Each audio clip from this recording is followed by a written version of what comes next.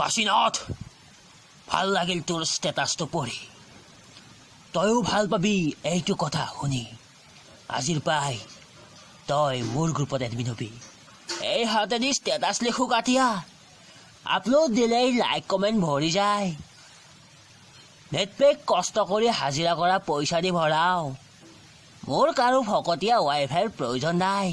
কুকুৰ মেকুৰীৰ দৰে সৰু সুৰা নেটপেক ভৰোৱাতকে আমাৰ ৱাইফাই লওঁ, গ্ৰুপত এডমিন হৈ যায়। ফকতীয়া পালি এডমিনো কুকুৰ হৈ যায় কাটিয়া।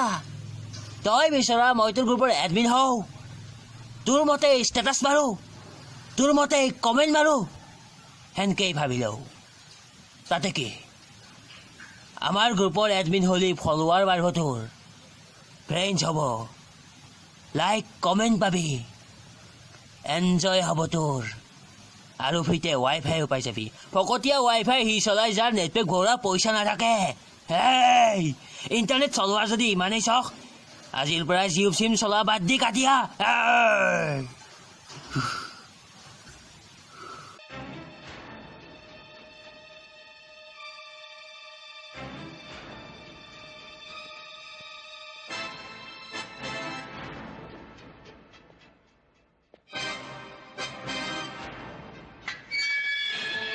কাশী, ই শালা আমাৰ জাগাত আহি আমাকে গালি পাৰে। ইয়াক মাৰবা লাগব, ইয়াক মাৰো।